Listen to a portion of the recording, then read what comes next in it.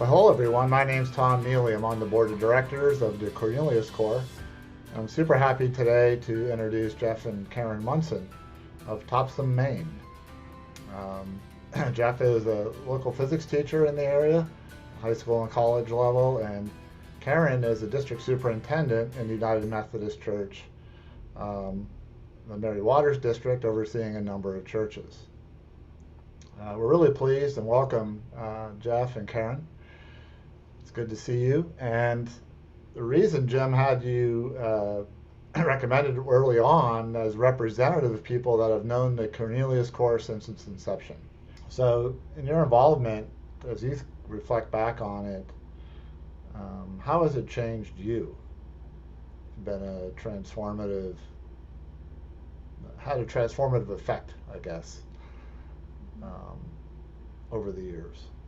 Yeah, because it's the actual work at the Cornelius Corps we've lived through kind of vicariously with just the newsletters and the occasional times that we've gone down to visit over the past years, and in some cases for me it was just a drive through while I was returning from travels in the South where we'd taken the school group to go do some mission work in Louisiana. And at the same time that I always had this dream, and Jim and I had kind of talked about this a few times, of being able to take a school group down to Washington and work with some of the work that he was doing and look at some of the issues around poverty and racial inequality and gentrification and everything that goes into that whole big package, because that was clearly not something that most of our students would be involved in.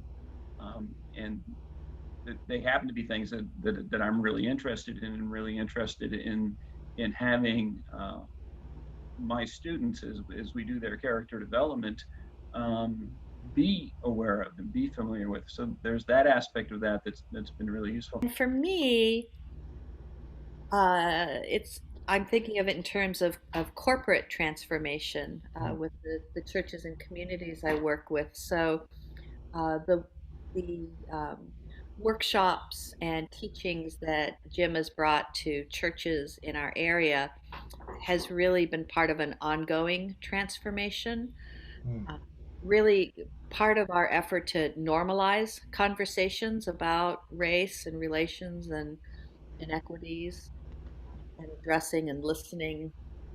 Um, and I see the result of that in how many churches we've had over the past 18 months during COVID doing intensive book studies um, by African American authors, current authors, and doing it using some of the spiritual formation tools that Jim has taught.